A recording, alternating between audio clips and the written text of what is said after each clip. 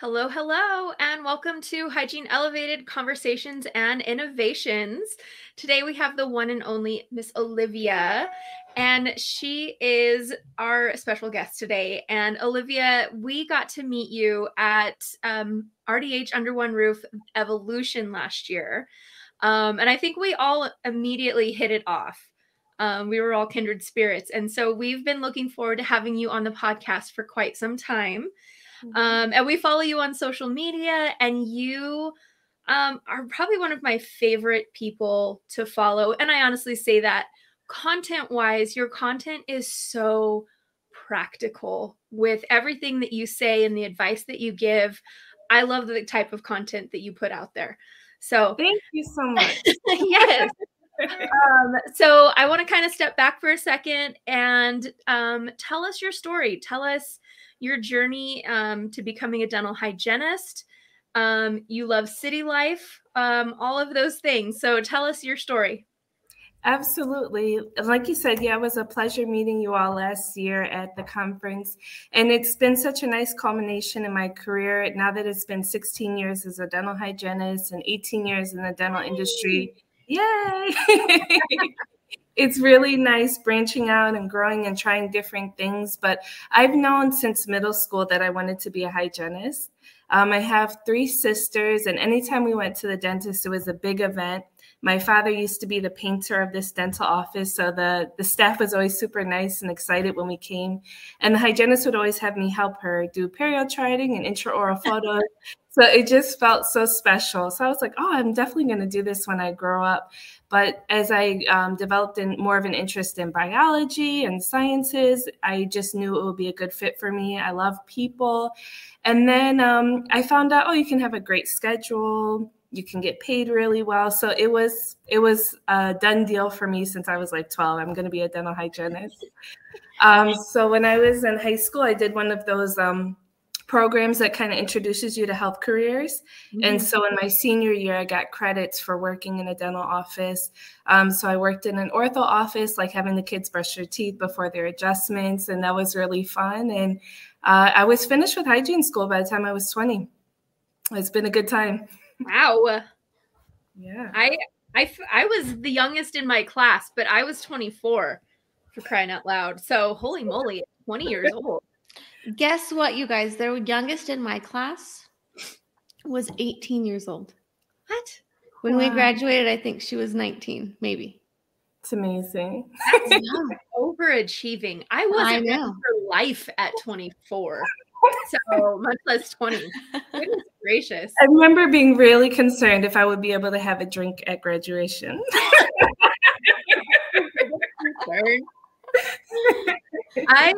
I remember the night before starting hygiene school, I think it like really hit. I was super nervous and I was just like, 2.5 years from now, I know what I'm going to be doing for the rest of my life. And like it hit me so hard. Like I was scared about that for whatever reason. I feel like you should be the opposite of scared when you're like, okay, I've got some stability. But it scared me of like, well, I guess I've like set my path now. So here we go. Mm-hmm. But anyway, it worked out and here we are. Look at you now. Right. So you're doing different things. Yeah. So you've kind of been doing some interesting things. You've been in dentistry 18 years and practicing hygienist 16 years. Mm-hmm. Same as me. Oh. So have you been practicing clinical this whole time, or where are you at in your career? Up until last month, I was in my operatory, but just 1 month ago exactly, I hung up my loops for a little bit. So I'm working as the clinical manager for a private practice in Brooklyn, New York, overseeing the clinical team. But I'm sure I'll be back in the operatory at some point because I definitely love it. So this is like such a unique thing that you're in. Like, I think there's a lot of hygienists that they're in the op and they feel stuck. Like there's a lot of hygienists that absolutely love clinic. I love clinic. And I think for a lot of hygienists, they're just like, how do I get out of this? Or how can I do something more? You were in a very unique office. Like when you were describing your office, I've never heard anything like this before. So tell our listeners kind of a little bit more about the office that you are in and how that opportunity kind of presented itself, but how you presented the opportunity to your employers, if you will. Yeah, absolutely. And it's definitely been a gradual process. By the time I started working in this office, I already had about 8 years under my belt. And I had worked in many different offices. Some were okay and some I didn't love. But I had the experience of working in a perio practice. I was very comfortable working with perio patients and having a perio protocol. And I had also had the opportunity to work in offices with consultants. So I had a lot of opportunity to be coached on how to communicate with patients and getting more comfortable with metrics and numbers and things like that. So by the time I interviewed for this position, the office was kind of in a place where their hygiene department wasn't really producing well, but they didn't know what to do. And so they brought me on to try to help them make their hygiene department more productive. But initially I was hired on as a co-hygienist, and we tried things out that way. But throughout time, we recognized that in order to really affect change, I would need a leadership position. So I transitioned to the hygiene team leader, which meant I would conduct hygiene meetings on a monthly basis, review numbers. We would go over different products and services that we could offer and use. I would arrange for CE for the team. And I did that for about 5 years, and we just kind of gradually built up what we were doing. I'm very big on only offering patients things that they need and not forcing things just for money. And so we've kind of organically let it grow just as we've learned throughout the years. And then in the past couple of years, I've transitioned that position to managing both the whole clinical team, so the dental associates as well as the dental assistants.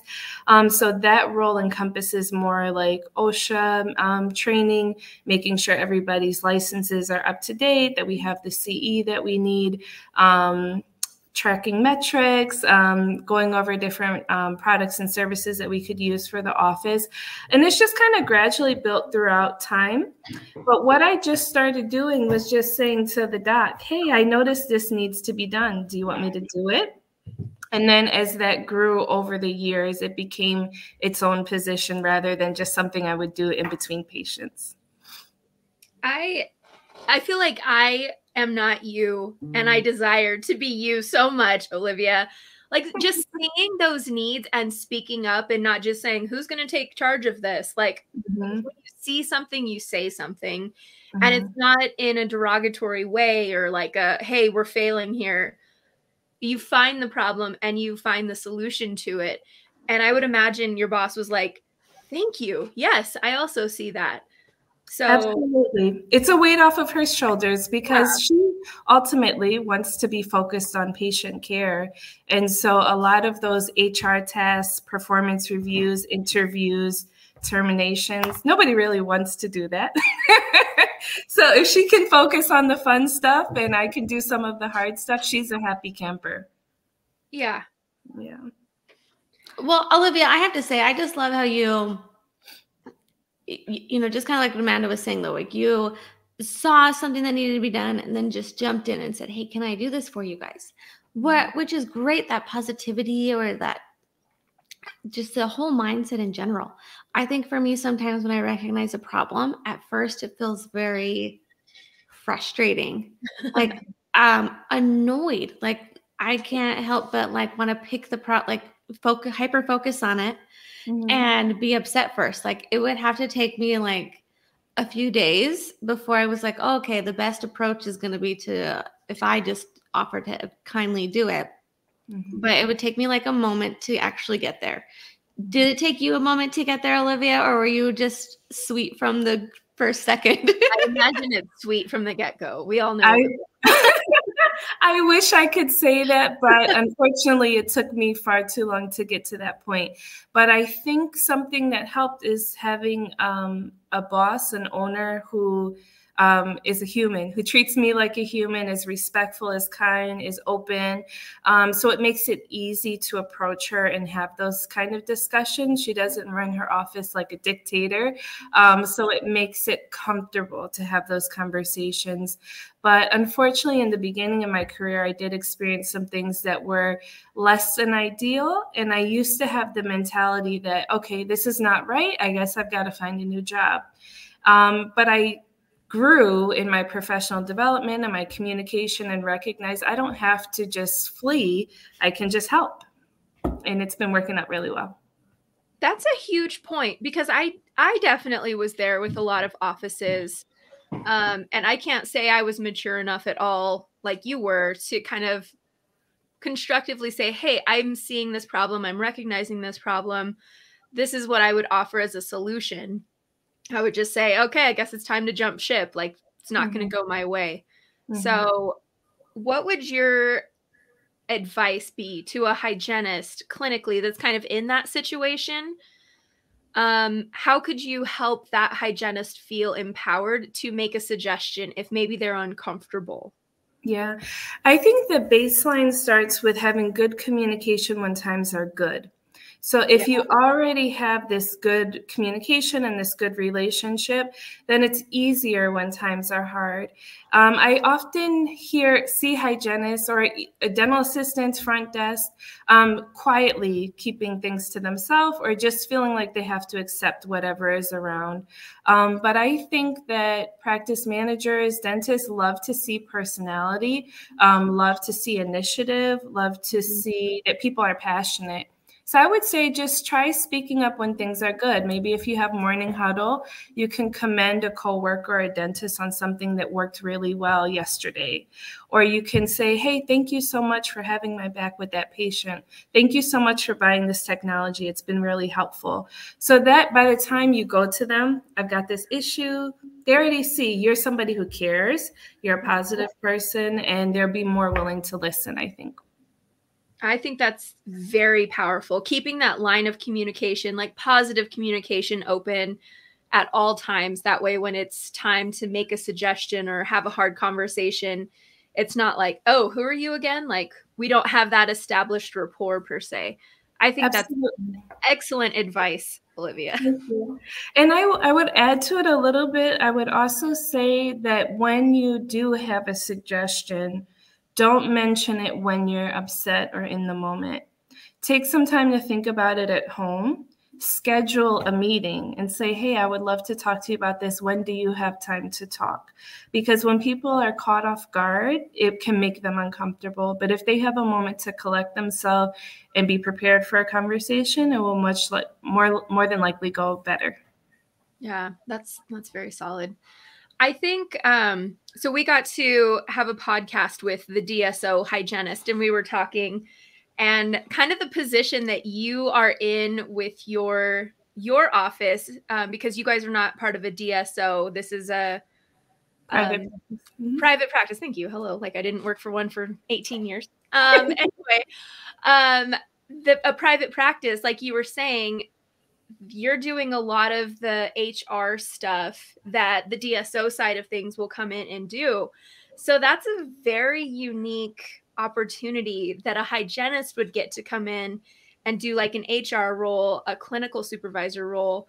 Like, I would venture a bet that you're probably the only hygienist, or very few amount of you in the country, that have this type of an opportunity to be an administrator, but have such a strong clinical hand and decision in things.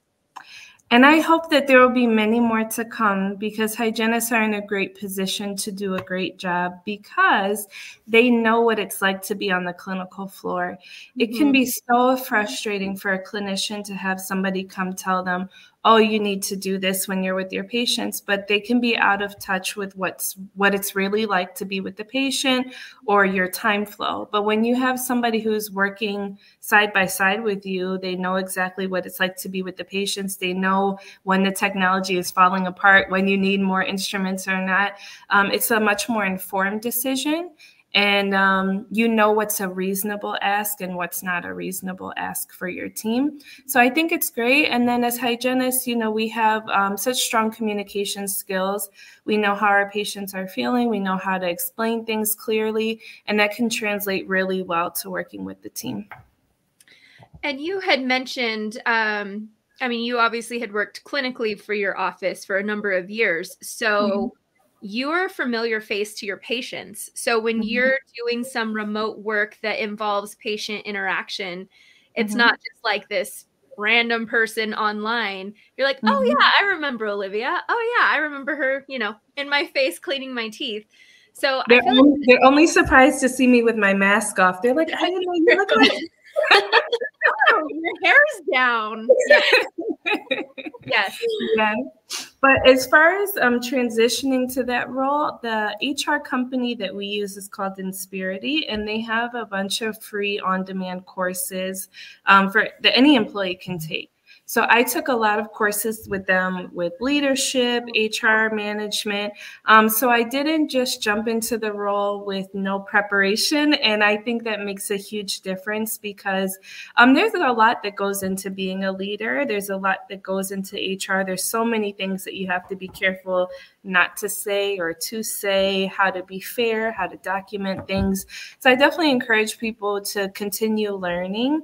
It doesn't have to be that you have to get these advanced degrees, but being open to learn and develop yourself can make a huge difference. Powerful advice. No matter if it's clinical or looking to, I think especially if a hygienist is looking to, you know, transition out of a clinical role, yeah, the more you know, especially in HR, who knows where those doors are going to open. So yeah, definitely. And you know, I love that. You're like, study the free stuff. You don't have to take like a course. You don't have to have a certificate. There's so many free resources. No MBAs. But yeah, for the hygienists that are looking to grow their careers outside the operatory, those strong communication skills are vital. Yeah. And I think a lot of platforms have those free courses now, and some of them would be 5 minutes, 10 minutes. So maybe if my patient canceled, I'm stocking my room, I'm just playing the video in the background about how to do a performance review or different things like that. So it doesn't have to be this huge monumental investment of your time or energy to continue learning and growing. Yeah. Passive learning, right? Like that's semi-passive learning, but yeah.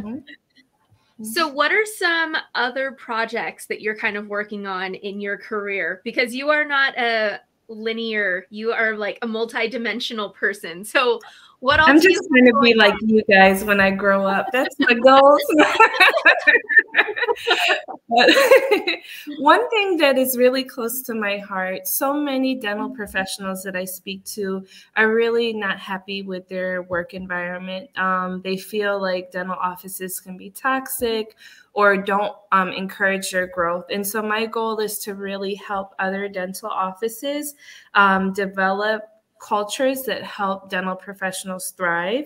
It doesn't have to be expensive. It doesn't have to cost money to be a good boss. Most people want recognition and appreciation, and that can be free. So my goal is to help other dental managers or dentists accomplish that. And I also want to help other dental professionals learn how to speak up and communicate and advocate for change within their office. So throughout different means, through social media, through written articles and things like that, it's my goal to help people. Where all are you being published right now with your articles outside of just social media? The only one at this moment has been through RDH Mag, but more to come in the future. More to come in the future. But definitely, I want to help people just be more confident, have these conversations, make them easier, because it doesn't have to be hard. It doesn't have to be uncomfortable. And I think dentists and hygienists especially can work better together, have more harmony and more appreciation for one another. So I'm trying to help in that way. Yeah.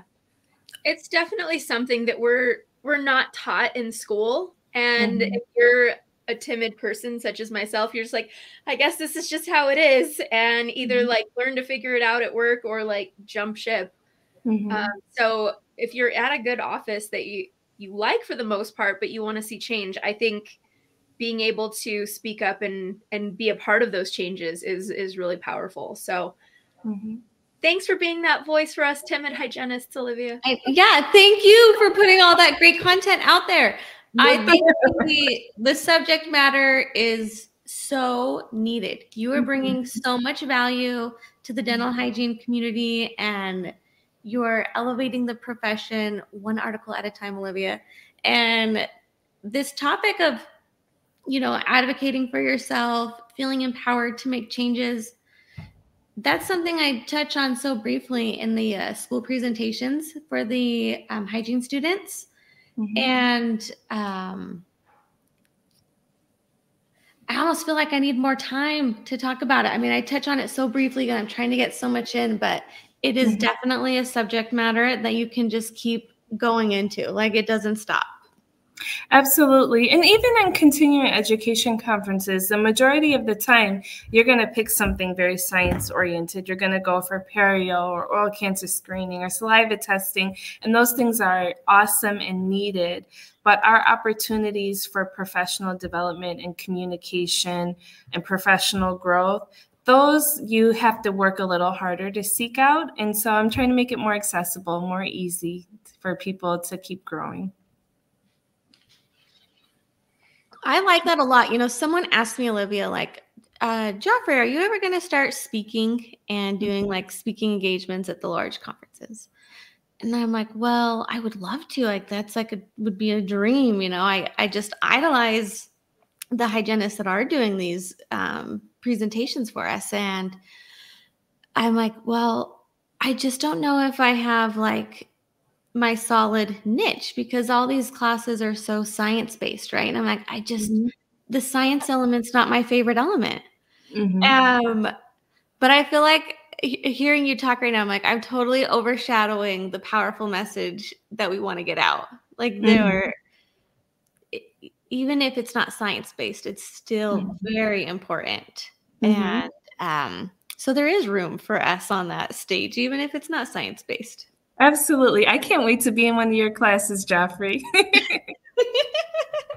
One day it'll happen. One day. Do you have a goal in mind, a specific date or year? No pressure, just a question. No, you know what, Olivia? I think I have just exceeded my own expectations already at this point. And so there is no end date. There is no day, but I just never say no to anything. And Amanda can verify that. I will say yes to any opportunity. And doing that has brought so many cool opportunities into my life. And so, nope, I don't have an end goal, but I am just... We're here for it. Not stopping. We're here for it. Well, you let me know when you're on the stage. I'm coming.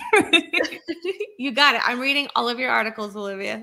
There will be a post, I'm sure. There will be something notifying everybody. So. I'm sure. So, okay. So kind of stepping back a little bit, what was some of the hardest things that you kind of went through when you were transitioning your career? You were permanently, you were working clinical, you took this leadership role, but you were still in clinic. I think you said that you had to take some time away from clinic to do admin stuff. So you kind of worked a little bit that way with your schedule, but now you are fully remote. How did that transition look for you? How did you kind of mentally detach from clinic and emotionally detach from clinic? Yeah, that is a good question, and it's a hard thing. So initially, I would it started with like 1 hour a week. On Mondays, I would block out one patient appointment, and that would be my time to like order products and do whatever I was doing. And then as it grew, I said, hey, doc, I need more time. I need more time. So for a long time, I was half a day, and then 2.5 days I was in clinic. And then as the role grew, I really needed more time. One thing that takes a lot of my time is having Zoom calls with patients now that we offer salivary testing. And so once that was implemented, I just really needed more time to be with the patients. So that helped a lot because I'm not abandoning my patients. I still get to have a relationship with them. I still get to see their progress as I go through their charts. I still get to do oral hygiene instruction and nutritional counseling with them because we're doing those Zoom calls. So that was like one of the big catalysts that I needed more administrative time. The hardest part was when I was scheduling my perio maintenance patient's next appointment, and I realized I wouldn't be there to do it, and say, oh, who should I put them with? You know, some of them I've been with them 8 years, 4 times a year, you know, so you get really attached. But what I would try to do is introduce them to the hygienist I wanted to transition them to. So I would bring that hygienist in the room, tell them why I wanted them to work with that hygienist. We have a lot of skilled hygienists, and they all have different strengths. So I would try to match their personality or what was important to the patient with that hygienist. So that helped knowing that they would be in great hands. And so now I'm just learning the structure of working from home, you know, how to block out my calendar and have time in between Zoom calls so I have time for lunch or to use the restroom, and, you know, trying to even be focused on ergonomics at home and not laying on the couch. Having an actual setup, not some of those weird positions. I think you did a post about that, some of the weird yoga you were not doing. Laptop positions.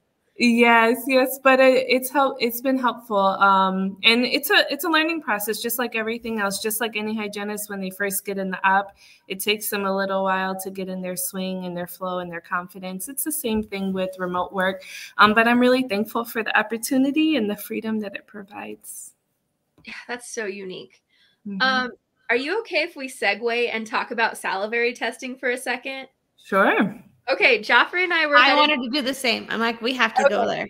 Okay, we were driving into St. George, and we started talking about salivary testing. And my first practice that I worked at 16 years ago, we had started salivary testing, but I don't think we implemented it very well. So tell us a little bit about how you guys implement it as a practice, how you incorporate it, pre-test, post-test, and what is the cost that's associated with it? Yeah. So, and even I don't think we're using it to its fullest potential at the moment. Mm-hmm. But what we're doing is now, if somebody returns at their first perio maintenance patient appointment after scaling, and there's still inflammation, saliva test. If somebody has something, they're perplexed, they don't understand why their breath stinks, they do this, salivary test. And then anything where you feel like we're kind of scratching our heads a little bit, where we can't quite get the results that we've been after, the patient's working hard on their home care, we do salivary testing. So in that case, if they have not done a pre-procedural rinse, they haven't just eaten and drank, we can do the saliva test right there. Oftentimes, one of those things have happened, and so we can either send the saliva test home with the patient and have them send it in. If they seem like a responsible patient, we'll let them do that. Or we can schedule them to come back in 2 weeks, do the saliva test, and send it off. I'll be honest, the people that we've sent home with the test, a lot of times when they come back for their next appointment, they're like, oh, I forgot to do it. So I think having them do it in the office is great. And then we get the results back a couple weeks later. I just send them a message through Weave, is the communication software that we use, and have them schedule with me, and then we do a Zoom, and then whatever the recommendations are, I just put a note in the chart for the hygienist so that when the patient comes in, they know, okay, this is the tool that's going to be most effective for this patient, and so they know what to go ahead and use right away. So the tests that we do, we charge $150 for it. And then very often, because they need further things, maybe they need lasers or probiotics or arrestin or things like that, it does generate more production as well, because now the patient understands the science behind why they need that thing. Yeah. So what would you, because you kind of said that you didn't think you guys were using it to its full potential. What would you like to see it implemented to be as successful as possible? In a dream world, every new patient, I would rather send it to their house even before they came in for their appointment, so that when they came in for their first appointment, the results were there and we knew what to do straight away. That's a dream world. Yeah, almost like a really complete health history, right? Like your oral health history. That's interesting. I like that. Yeah, I would love to do that, and I would love to do it on an annual basis. I think a lot of patients would love it. Most patients are really excited when they hear about the option. They've never heard of anything like that, and they want to get down to the bottom of it because they're tired of hearing, you need to floss more, when they already do, you know? So most patients have been really, really receptive and appreciative. So, Olivia, let's talk about the results from the salivary test. So, how many different categories of results would you say there are that would kind of funnel to a specific treatment option? That is a tricky question because every patient is so unique, right? So you may have two patients that have the same test result, but one patient is elderly with limited dexterity and is only going to do so many things. And the next patient could have the exact same test results and be extremely health focused and has the dexterity and the health and the energy to follow a protocol that you give them. So it's so highly individualized. It's really hard to answer that question. But I do have like a system that I use, and I think every salivary test company has a pro about them. But I really appreciate about Direct Diagnostics. They have some pretty clear guidance on what to do once you get your tests back. That is kind of like a baseline that I use. And then based on the interview I do with the patient, talking to them about what they're already doing, that helps me edit what we're going to do. That's so cool. I'm jealous, actually. Looking back, Olivia, like, do you feel like salivary testing is a part of you now as a provider? Like, if you were to leave, if they didn't have salivary testing or wouldn't implement it, it'd be a deal breaker at this point? Like it's your standard of care? I think so. And I almost am kind of kicking myself because when I started working at the period practice I worked at, that's probably 12 years ago now, he gave it to me. He's like, oh, you can do the saliva test if you want. And I was like, well, what does that mean? He's like, I don't know. And so because he didn't really give me any information, I never did anything with it. Yeah. And so I'm like, man, I wish I had really pursued it back then, because I could have had a better standard of care all these years. But what you don't know, you don't know. And now I know, and I'm sure it's going to continue to grow and get better the more data that they have, even with doing saliva testing. But it's really meaningful for patients to get down to the root cause of why they're having the symptoms that they have. I feel that way about the laser. Like it's just my standard of care now. Like my laser, it's an old laser, but it decided not to work a couple weeks ago, and I had an SRP scheduled, and I was like, but what do I do? Like, obviously we're a patient, but I was just like, I don't feel like I've done a good job here. Like I haven't killed everything. So I mean, I irrigated with some chlorhexidine to make myself feel better, but fortunately the laser turned back on the next day. But I was so disappointed. I feel like that is how having a tool like that where you can see it and you can better explain and you have just better patient education just feels like a part of your standard of care. Yeah. I wish I could have all the tools. I want one of those microscopes too, where you can like take the plaque and put it under a microscope and put it on the screen so the patient can see like the spider and everything in there. And be like, yeah, that's you little kid. Brush your teeth. Kids come crying out of the operatory. Like that's gonna keep Amanda out of peds. No. I do love kids, don't get me wrong. I just disclose most of them. I'm like, do you see what this is? Like, yeah. Your teeth are pink right now. Yeah. And it kind of gets like that. I feel like a lot of things that you use, once you start using it, you get used to it. But recently we got the GBT EMS machine in our practice, and we only got it going like a week before I left. And once I had my own teeth cleaned with it, I was like, wow, you can feel the difference. So I'm really looking forward to the day that machine is more accessible when it comes to cost, and it can be the standard of care everywhere because the cleaning is so good. So yeah, once you get exposed to good stuff, it's hard to go back. Yes. I know. I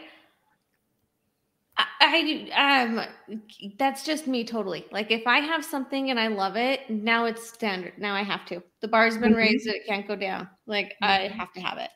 I love the laser. I love having advanced oral cancer screening tools in the office. I recently got the BOLA, the microphone that reads all the probe depths. Now I'm in love with that. Like if I get my hands on something nice, I will instantly fall in love. It's kind of like even hair care or skin care. Once you've got like some good conditioner, I'm not going back to VO5. I grew up on it, but never again. I'll clean my toilets with that before it touches my hair. You're so bougie. I love it. I've heard VO5 in like 10 years. What is happening in New York right now? VO5. I love it. Well, can you clean toilets with shampoo? Like conversation. Interest doing like I don't know where that leftover VO5.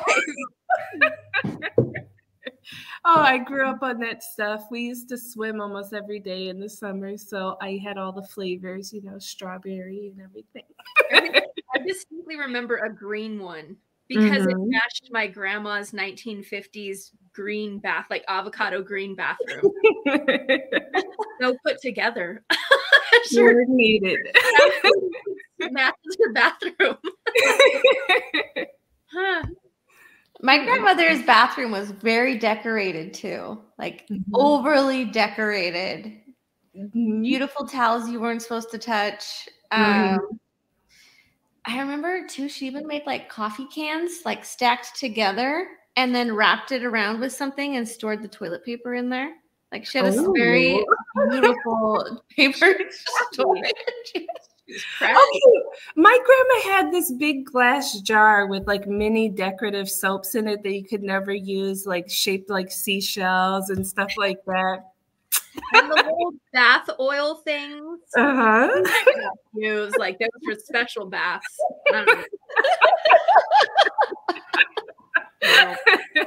Grandmothers are so crazy.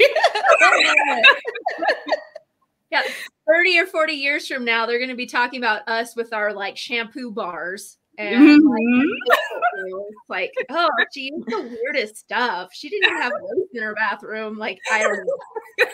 I was going to be. They had to flush their toilets. It didn't just automatically flush or something. Who knows? Who knows? Oh, man. Okay. All right, Olivia, let's see here. Let's bounce ahead here. Let's talk about balance. How are you doing balancing your personal life with your professional life, working remote? Like, how is that transition playing out for you? I'm thriving, guys. I am having everything. I am having an amazing time. I can't even lie to you. So the way I'm structuring my day is that I have my mornings off. So my mornings are really slow. I have my time for reading, for working out, for taking my time with my coffee. And that just like makes such a difference to me. So I'm just open my calendar for the patients or staff to book with me in the afternoon. And so it's really powerful for me to have like a slower pace. And I really like it. I'm super happy. That's so awesome. Mm-hmm. We talked with somebody else that was working remote, and she was just like, I work all the time. And kind of the same thing, like I have to schedule bathroom breaks. I have to schedule this, that, and the other. And just a lot of working, which I mean, maybe the pay is different and the expectation of the job is different, but being able to structure your day when you're working remote, because it sounds so nice, right? Like, oh, I'm at home, but there's so many distractions at home. I say that to myself of like, oh yeah, I needed to do that. Oh yeah, I needed to do that. But having that structure in your day and being able to, I don't want to say dictate, but order it, make you such a better administrator, knowing when you're doing what task. So yeah, it's really nice. And I think everything can be what you make it. I feel like unlimited work to do. So I could always be working. And the staff texts me all the time. So it may be a time where, I'm out and about, I'm going to brunch and they're sending me, hey, I'm sick, I'm not coming in, and I have to schedule a temp or something. But I don't mind because I love my mornings and I can do so much from my phone. It's so nice that like with Weave, I'm able to have that on my phone so I can send patients messages. I can just request a temp through the app, things like that. So it's not perfect in that I don't clock out at a certain time and nobody contacts me. That's maybe one of the drawbacks, but being able to be in charge of my time and turn off my calendar when I don't want to book a call or things like that has been really, really nice. And I'm really enjoying not having to get up and rush in the mornings. That's awesome. Yeah. Amanda, what would you do if you had the morning off? Okay, I'm a sleeper, so I would sleep until the last possible moment. I'm a slacker. Yeah, if my husband was not home, I would probably sleep until like, I have to take a call at 10. I'll get up at 9:45. I don't have kids, so I would be the laziest person, I think. I would struggle. What about you, Joffrey? Oh my gosh, I would do morning jujitsu classes. So then I don't have to do them in the evening time. I would just like do jujitsu, work, and then be around with the family. Oh, wow. Yeah. Because right now jujitsu is in the evening time. So it's like right around dinner time. But that's what I would do. I would go get beat up real quick and then go to work. That's why you're so tough. How often do you do that? So it varies with my schedule, but my goal is 3 times a week. Sometimes I get 1, sometimes I get 2. But I love it. Jiu-jitsu has brought a better version of myself out that I didn't know was in there. Like I am a lot more calm, cool, collected than I think before. So I love it so much. Wow. It's nice when you find your thing, It is. My son, though, he is a lot better at jiu-jitsu than me. So he loves to talk crap. He's like, you suck. Also like a quarter of your age. So, I mean, bends and flexes in completely different ways. We're definitely a jiu-jitsu household, though. Like, he'll definitely just run up and grab my arm and, like, put me in weird positions. Oh, wow. Okay.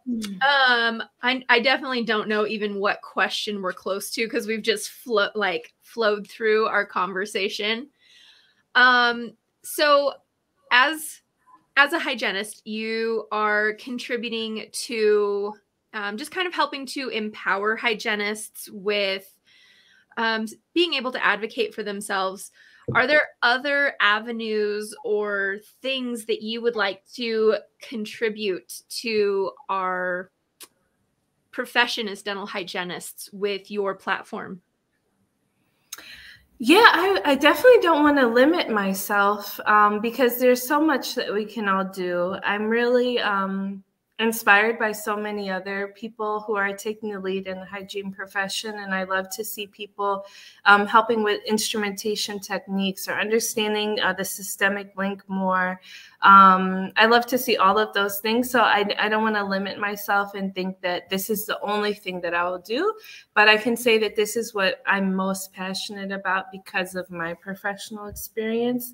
So we'll see what happens throughout time. If you asked me last year when we met at the hygiene conference, I told you I didn't want to be on social media, and here I am. So.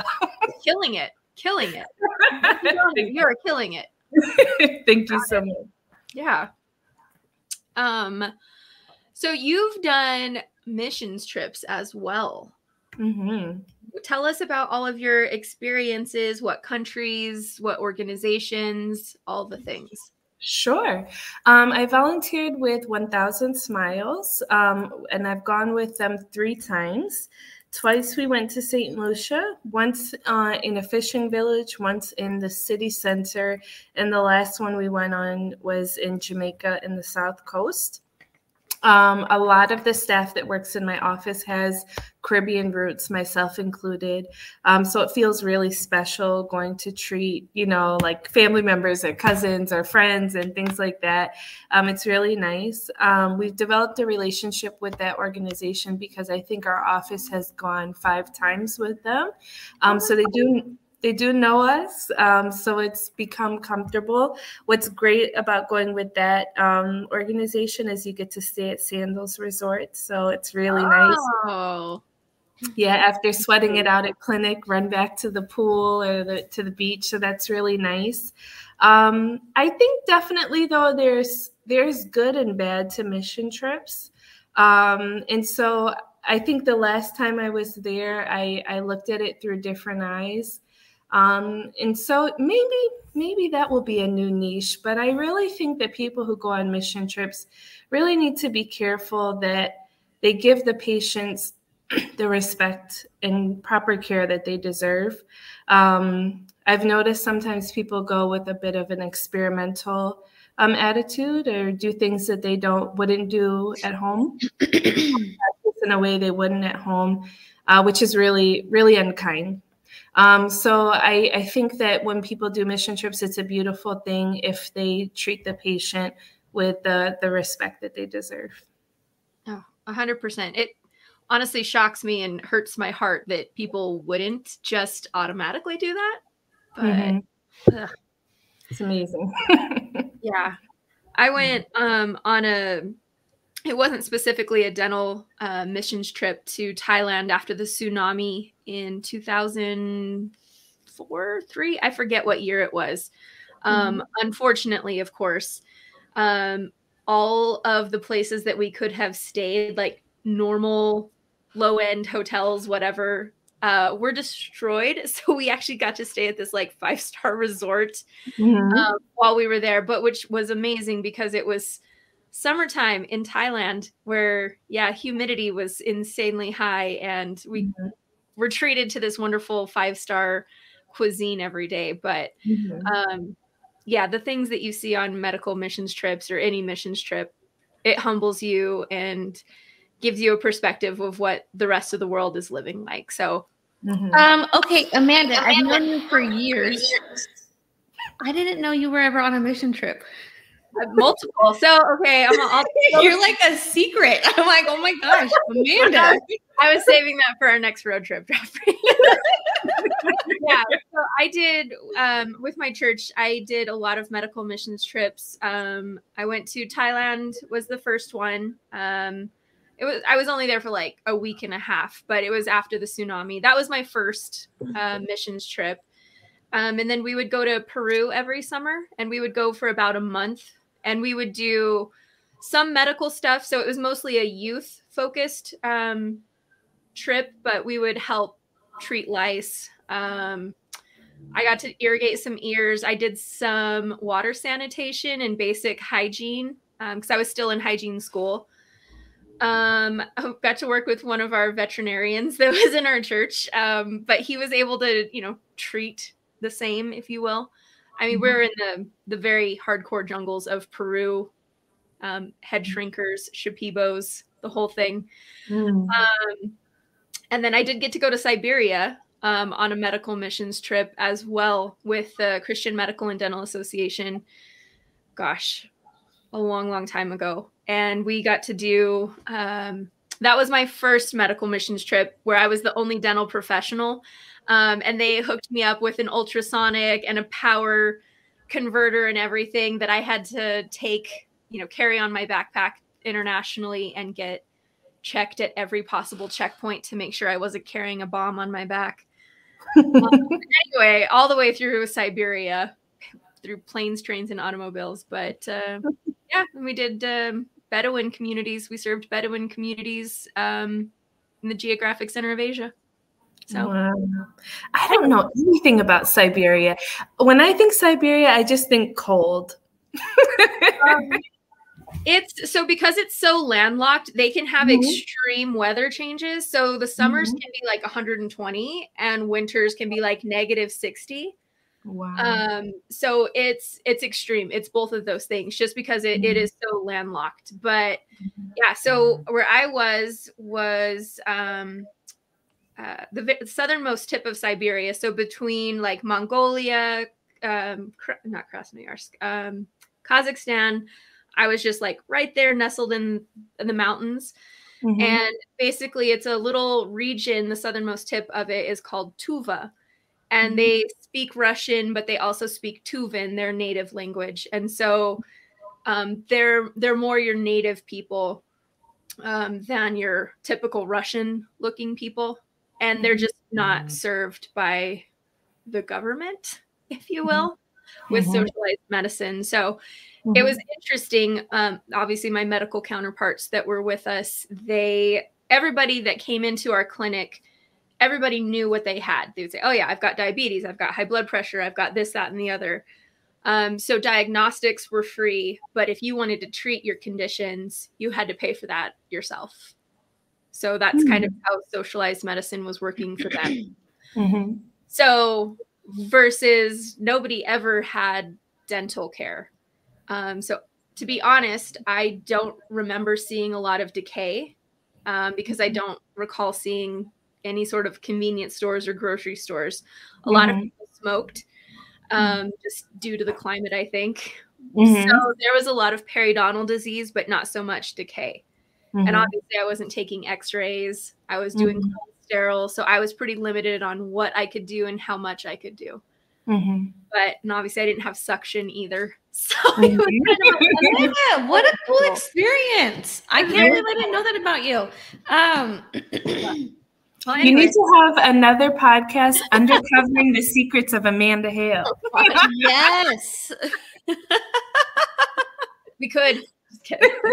I know. I could share. Hold on. This is my favorite toothpaste I brought back from Peru. It's a chicha morada flavor. It's like a purple corn flavor.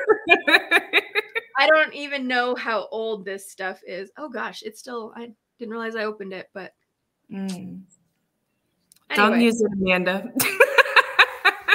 Let it be decoration. Well, I'm feeling jealous. I haven't gone on a mission trip. I feel like I'm missing out now. And so if anyone's listening and they're also feeling like they're missing out, I just want to highlight that you can still give back and help the underserved communities at home. So, I mean, at post-graduation, I volunteered often at Donated Dental. I donated my Fridays to them. So you don't have to go on these elaborate, cool trips like Amanda has to give back. Yeah, So if and you're feeling something jealous, really, mhm. And you can even do it in your own office. Something yeah. cool that we did this year, we donated 20 free appointments to celebrate our 20-year anniversary of the office being open. So just we put on social media, hey, if you need dental care, you want to come, send us a message, and 20 people, boom, done, free. Everybody in the staff wanted to do it, and we just interspersed it in between our paid clients, so it wasn't a big to-do. Last year we did 2 days where we just opened the office only for that, and that was awesome too. So it doesn't have to be, far away. We can help people in our own communities as well. No, I think there's so much more value. Well, there's value no matter where you go, no matter how far you go, but I think there's a lot of power to be had when you get to be in your own community and have that outreach. Like I'm a big fan of like living and working in my community. I live in a smaller place. I'm 4 minutes from my office. My FedEx guy at work is my FedEx guy at my house. Like I love that so much. So being able to have that opportunity to reach out to our patients and have that impact within your own communities, I think is huge. So yeah. But I also have a passport. Just kidding. A very colorful one. It's inspired, honestly. But all right, Olivia. Before we do our closing questions, what other aspirations do you have for your future endeavors? I'm going to be like Joffrey. I'm in my long-term goals. I want to teach at big dental conferences. It's not my goal this year because this year I just want to frolic. But maybe maybe in coming years, I'm really interested in taking my passions and bringing them to a larger stage. So that's my further aspirations. And then when I go back, from time to time, I want to just pop in and see some of my favorite patients at my office as well. I don't want to give up clinical all the way, but definitely for the rest of this year, I'll be frolicking, but maybe next year I'll be popping back in the office as well. I think you will be a wonderful speaker, Olivia, because you're so collected and thoughtful on your words. So I think you will be fantastic at it. I have no doubt. Thank you so much. Thank you. I agree. I absolutely agree. All right, Olivia, we love closing these episodes with our famous questions for all the hygienists. And so I'll ask the first one. What do you wish you would have learned in school that took you years to learn as a hygienist?